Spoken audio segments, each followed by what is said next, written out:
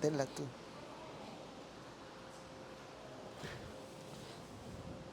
Muy querido Padre Chema, muchas gracias por la invitación. Felicidades. Gracias. Queridas hermanas y queridos hermanos, el día de hoy hay un tema común que nos llama la atención en las lecturas de la palabra de Dios. Sí. En la primera lectura, no, que estoy aprendido Elías las va bocinas huyendo de la esposa del rey del reino de Israel, de la parte norte, Jezabel, que lo quiere matar porque por culpa de él, porque Elías ella llegó con sus dioses, con sus propios dioses, con sus propios ídolos a Israel, como esposa de un rey que era descendiente de los hebreos, pero que se fue a casar con una pagana. Y entonces ya había pervertido a los habitantes de esa zona, que era, repito, la zona donde está Galilea, el norte de Israel. Entonces, la reina se enfureció porque Elías les puso un reto, porque estaban adorando a ídolos. Y Elías citó a todo el pueblo de Israel y les dijo: vamos a hacer una cosa, que los sacerdotes de los Baales, porque así les decían a sus dioses, vamos a poner un sacrificio, ustedes pongan un sacrificio e invoquen a los Baales que baje fuego, que consume el sacrificio. Y entonces se la pasaron todo el día los Baales danzando, echando gritos y rasgándose con cuchillos el cuerpo, y no pasó nada. Y entonces Elías, que representaba la autoridad de Yahvé, así yo soy, quiere decir Yahvé, del Dios verdadero, el Dios verdadero de Israel, el que nos creó, el que creó a nuestros padres Adán y Eva, creó toda la tierra, el universo. Entonces Elías puso también, como ellos, un sacrificio, y él mandó que al animal, al carnero que había puesto ahí para que lo consumiera el fuego en el nombre, para alabar a Dios. Estamos hablando de muchos años antes de Cristo, y el pueblo de Israel todavía sí adoraba a Dios por medio de sacrificios de animales. Entonces, pues Elías invocó a Yahvé y le dijo: demuestra que eres el Dios verdadero, el Dios vivo delante de ellos. Y baja el fuego, repito, lo había mandado bañar, y luego había abierto una zanja de 1 metro por 1 metro, 1 metro de profundidad por 1 metro de ancho, y bajó el fuego, consumió todo y secó todo lo que estaba alrededor, el agua que estaba alrededor. Entonces les dijo Elías al pueblo: ¿ya vieron a qué dioses falsos están ustedes invocando, siguiendo a los dioses de la reina? Entonces, si verdaderamente creen en el verdadero Dios, pues acaben con esos sacerdotes falsos. Estamos hablando de muchos años, 800 años por lo menos, es decir, antes de Cristo, no se escandalicen. Entonces, ¿qué pasó? El fuego consumió el sacrificio, consumió todo el agua, etcétera. Y entonces, claro que el pueblo, pues sí se indignó de las falsedades que le habían contado, y claro que acabó con todos los sacerdotes de los Baales. Pues la reina le mandó decir a Elías: ay de ti, si mañana no estás igual que lo que hicieron con tu pueblo, con mis sacerdotes. No, pues como decimos acá, patas para cuando son. Elías salió, y entonces encontramos a Elías allí en el monte de Dios, allí en el monte en que también él había hablado con Moisés, Dios, y está escondido entre las rocas, y Dios le dice: yo voy a pasar delante de ti, y mañana sales, porque él se escondió en una cueva, pero está lleno de miedo, porque no quiere que lo alcancen los reyes de los Baales. Entonces Dios va a pasar delante de él, pero antes que pase Dios, dice el texto bíblico, vino un viento fuerte que incluso desgarraba, partía en dos las piedras, o sea, desgajaba las montañas, pero no estaba allí Dios. Y después vino un terremoto fortísimo y no estaba ahí Dios. Y después vino fuego y ahí no estaba Dios. Vino una brisa suave, muy tenue, y allí estaba Dios. Y entendió Elías que allí estaba Dios y salió. ¿Qué fue lo que habló con Elías? Regrésate, no tengas miedo, todavía tienes que hacer allá. Ya le había ordenado a Dios, a él, que su sucesor iba a ser Eliseo, el profeta Eliseo. Y entonces una de las cosas que le dice: haz sucesor tuyo como profeta para el pueblo, a Eliseo. Y luego también lo manda a elegir 2 reyes para 2 pueblos cercanos a Israel. Pero lo regresa: tú todavía tienes trabajo allá. Pero él está atemorizado, está lleno de miedo. Después, en la segunda lectura, Pablo expresa su dolor porque los judíos, su pueblo, no acepta a Cristo, el enviado de Dios. Y dice: yo daría, incluso si yo tuviera que separarme de Cristo, con tal de que mi pueblo crea en el enviado de Dios. Es por su salvación, y que además Pablo sabe que tenemos que ser mensajeros de la salvación. Pablo está al servicio de Cristo, convirtiendo a mucha gente. ¿Y quiénes son los que más se oponen a eso? Los mismos judíos, sus mismos paisanos, su mismo pueblo.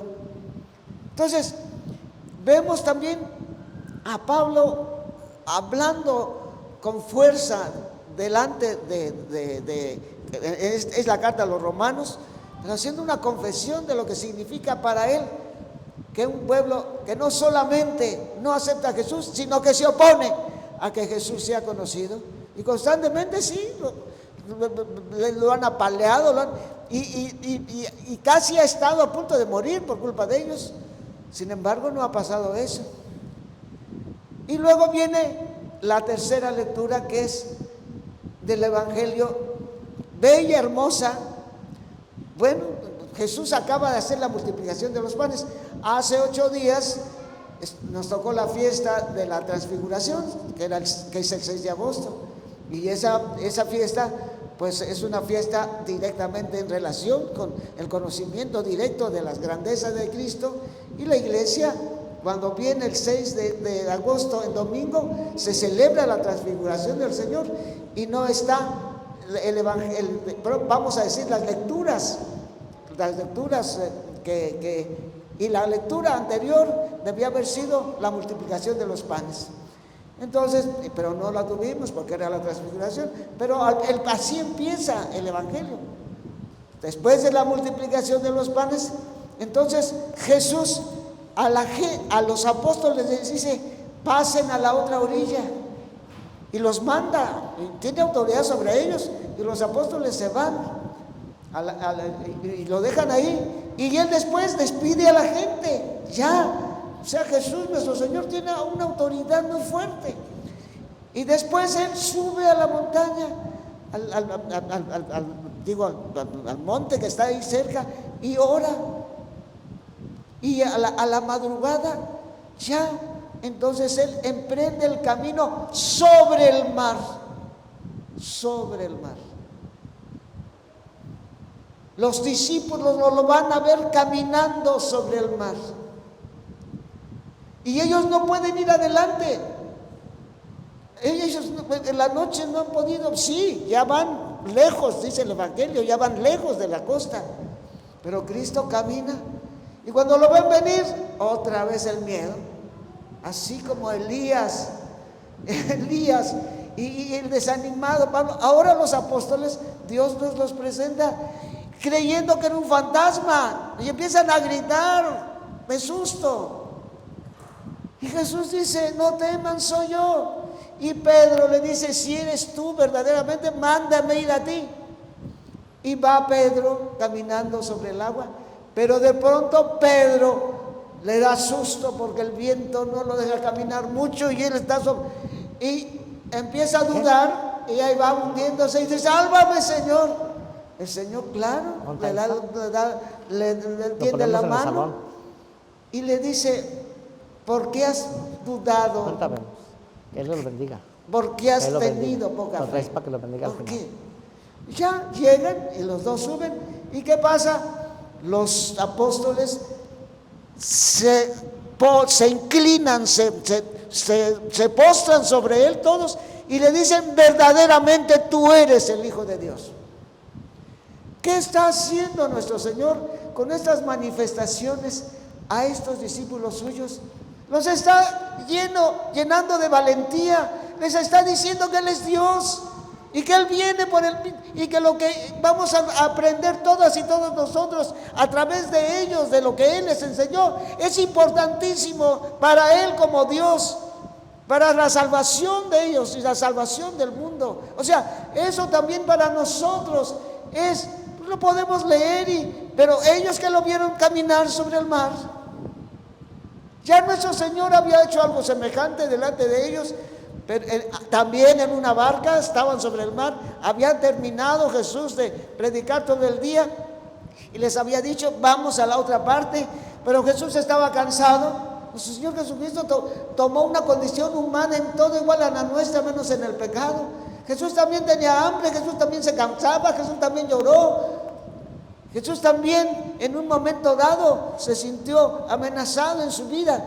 Entonces, esto lo repiten los santos, los comentadores del Evangelio, lo dicen.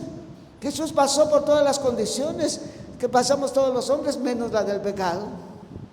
Entonces, les digo que estaban en otra ocasión y subió Jesús con ellos. Iban a la otra orilla y empezó la tormenta, pero Jesús, cansadísimo del trabajo del día, claro, se cayó dormido allá en la popa. Y entonces los apóstoles, viendo que él plácidamente y ellos ya rodeados con una tormenta y el agua, pero Jesús cansado y durmiendo, van y le dicen: Jesús, ¿no ves que nos podemos hundir? Y Jesús se levanta y claro, le ordena al viento, le ordena a la lluvia y al mar que se apacigüe. Bueno, le digo así la palabra, ¿verdad? Que se calme. Y tanto en lo que hizo el Señor de caminar sobre el mar, como y allí fue Pedro nada más el que dudó, pero acá todos tuvieron miedo de perecer. Y luego volteé y le dice: ¿y por qué dudaron, hombres de poca fe? Si Él estaba ahí con ellos. Y las dos veces el Señor reclama eso. Pues hermanas y hermanos, a nosotros cuántas veces no nos tiene que decir: hombres de poca fe, ¿por qué no me confiesan? Tantas barbaridades que se hacen hoy que se hace con la gente, ¿por qué no son capaces de confesarme? ¿Cuántos condicionamientos políticos que crean en nosotros los partidos y nos llevan a votar por unos verdaderos criminales, por unos verdaderos rateros, y nosotros ahí van a votar por él porque es del partido? Son incapaces de decir: no, esta persona, ¿por qué tenemos que votar por ella? Y discúlpenme, que van a decir, el Señor se mete en política. Yo no doy nombres. A mí se me impide, pero sí es mi obligación darles madurez política. Y la madurez política es decirles que está por encima de todo el bien común, la justicia, la verdad. Y si sabemos nosotros que estamos eligiendo solamente porque es nuestro amigo, a lo mejor alguien de mis compadres va a estar allí, en cualquier nivel político estoy hablando. Queridas hermanas y queridos hermanos, ¿cuántas veces nosotros traicionamos a nuestro pueblo poniéndole a un bribón? Nosotros sabemos que lo es, solamente porque allí yo voy a tener un salario, o solo porque mi esposo, o solo porque mi compadre a lo mejor me hace un favor. Es decir, hermanas y hermanos, nosotros tenemos que llevar a la realidad nuestra condición de discípulos, seguidores de Jesús. Van a decir, ¿esto qué tiene que ver con el joven de Chema?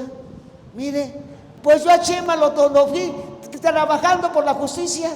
Así es que no tengo ninguna pena, porque Chema y yo nos conocimos trabajando por los desaparecidos, trabajando por la justicia para México, en cuestiones trascendentales que hay que decir no a la injusticia. Y ustedes conocen a Chema ya de 2 años, yo lo conozco de más años y juntos hemos trabajado.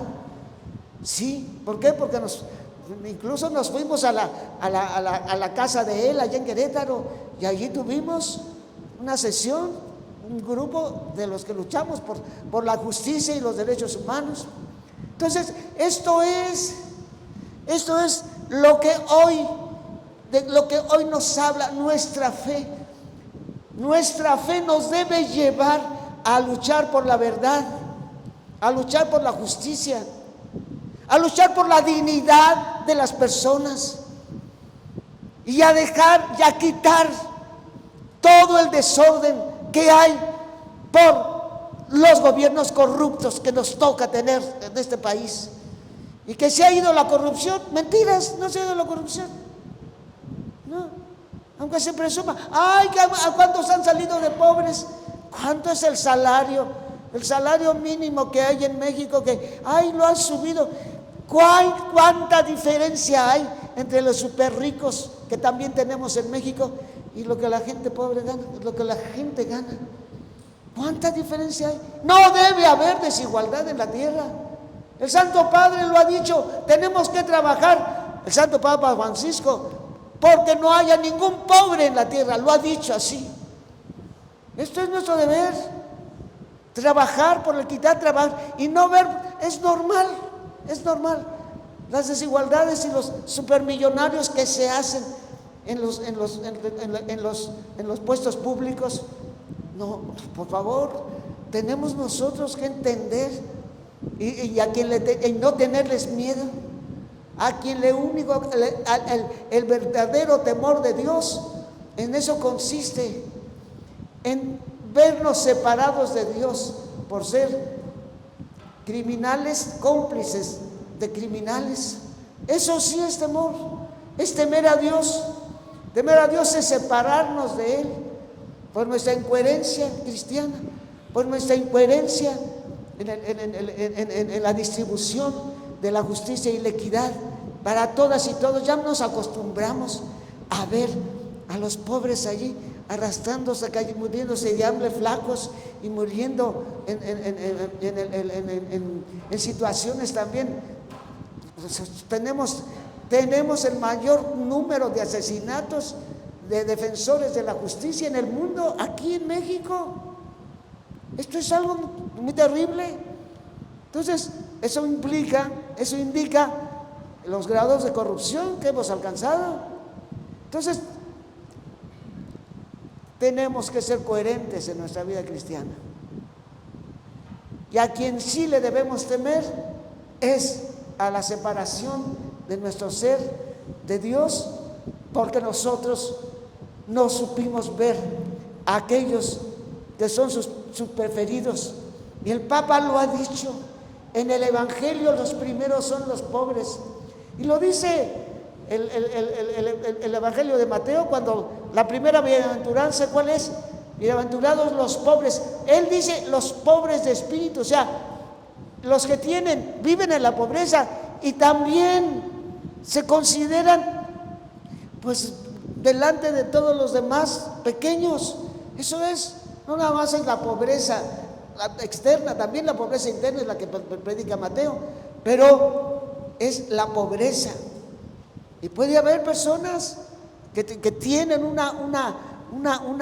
corazón grande y que saben compartir sus bienes y que saben privarse de lujos porque los pobres tengan mejor situación, y disminuye y se atreve a disminuir su lujo y a no comprar un carro de no sé cuánto. ¿Por qué? Porque sabe que tiene que cumplir deberes de justicia. Entonces, pero San Lucas dice abiertamente: bienaventurados los pobres. Y luego, porque de ustedes es el reino de los cielos, dice el Evangelio, a los pobres y a los perseguidos por la justicia. En las bienaventuranzas del sermón de las bienaventuranzas de Mateo, a estos dos dice: porque suyo es el reino de los cielos. O sea que ellos ya están en el reino. Los pobres ya están viviendo en el reino de los cielos, aunque estén aquí todavía en la tierra. Por eso sí tenemos que pensar bien, que cuando nosotros no reaccionamos ante los niveles de pobreza que hay en nuestros países, en nuestros estados, en nuestras ciudades, podemos dar cuentas muy fuertes a Dios nuestro Señor. Sí tenemos que luchar porque no haya, como dice el Papa, porque no haya pobres en la tierra. Y cuando Lucas dice bienaventurados los pobres, habla, el Espíritu del Señor está sobre mí. Estoy hablando de su venida a Nazaret, y que va a la sinagoga, a la sinagoga, y allí en la sinagoga, allí le dan la lectura, y es el capítulo 61 de Isaías. Estoy hablando del capítulo 4 del Evangelio de San Lucas. ¿Y qué dice ese texto? El Espíritu del Señor está sobre mí, porque me ha enviado a anunciar la buena nueva a los pobres, a los oprimidos, a los prisioneros, o sea, los últimos. Así dice, es así. Entonces, sí, queridas hermanas y queridos hermanos, sí tenemos que tomar muy serio el Evangelio. ¿Por qué? Porque ante Dios estarán todos esos pobres cuando Él juzgue al mundo. Ante Dios estará todo lo que nosotros, a través de las distintas épocas de la historia en donde fuimos protagonistas, hayamos hecho por sus pobres o hayamos dejado de hacerlo. Y luego el Papa también dice: dejen su manera de practicar la justicia a la carta. ¿Y qué quiere decir con eso el Papa? Cuando tú vas al restaurante, pues tú eliges. Pues a mí miren unos chilitos rellenos y no sé qué. Aquí no podemos decir: si yo los niños del orfanatorio los llevo el 30 de abril, el día del niño, les llevo sus juguetitos. Yo en la Navidad les llevo. Dice el Papa: no elijan eso de tener sus pobres a la carta y ya creer que están practicando la justicia. No, Señor, la justicia te tiene que practicar y se tiene que hacer todo el año y en todas las circunstancias y con todas las personas que padecen. Y que no nosotros, porque ya al cabo vienen las Navidades y entonces ese día voy a hacerle un favor a las viejitas para llevarle su cobijita. No, deja de hacer esa caridad a la carta, dice el Papa, y atiende todos los días a la justicia, y atiende todos los días al bien. Y no solamente lo que tú hagas personalmente, tenemos que hacer que tengamos una sociedad justa, una sociedad equilibrada, una sociedad verdaderamente lo que tiene que ser. Y eso es también un papel de la política. Esto es también el quehacer de la política, es garantizar la justicia, garantizar todos sus derechos a todos los ciudadanos sobre los que se tiene una autoridad. Eso es el objetivo de la justicia. Por eso cuando a mí me dicen, porque hablo de la justicia y cuando hablo de las cosas que se cometen, ay, usted se mete en política. No, querido, yo no estoy haciendo política partidista. Yo te estoy hablando de cuál es el objetivo. Cuando yo tengo que decir eso y que tenga que ver el gobierno que no hace justicia, tengo que hablar de esto. Yo tengo que hablar, y no porque yo sea partidario de otro partido y este sea, no, eso sí. A mí, ¿cómo que te imaginas que a la misa de 11:30 vienen los que son de tal partido? Y a la misa de 1, ¿qué iglesia estamos haciendo los padrecitos? Eso se nos impide a nosotros hacer una política partidista. Pero hablar de la justicia y hablar de las cosas que el que tiene ya un puesto público no está haciendo, es nuestro deber. Porque ese es el deber de lo justo, garantizar la justicia y la verdad y garantizar el derecho a todos. Si es que no digan que, ay, para no meterme yo, ay, les haga yo una predicación allá etérea, ay, mira, los angelitos que dan vuelta por aquí y por allá. No es eso. Es que nosotros vivamos el Evangelio como Dios quiere que lo vivamos. Y que todos en esta tierra, Dios nuestro Señor espera que todos tengan esta tierra. Y te tengo que hacer una plática dentro de unos días. También en donde yo tengo que hablar de estas cosas, pues ahorita vengo, pero bien preparadito con el Evangelio, porque pues ahorita estoy viendo todo lo que tiene que ver, el quehacer de la justicia, por supuesto. Y no nada más por eso, es el tema del Evangelio. Sí, nuestro Señor quiere que nosotros seamos lo que tenemos que ser, y no unos miedosos, faltos de fe. El estar callados es no creer en Dios, es negar a Dios, es traicionar a Dios ante las cosas mal que estamos haciendo aquí en la tierra. Bueno, pues vamos a continuar. Y repito, pues también me invitó a predicar, porque así nos conocemos, el Padre Chema y yo, nos conocemos en ese plan. Así es que pues, yo hasta le dije, pues no, hable usted, predique. Y yo al final, bueno, pues entonces ya, él me dijo, usted predique. O sea, ya me conocen, bueno, pues vamos a continuar.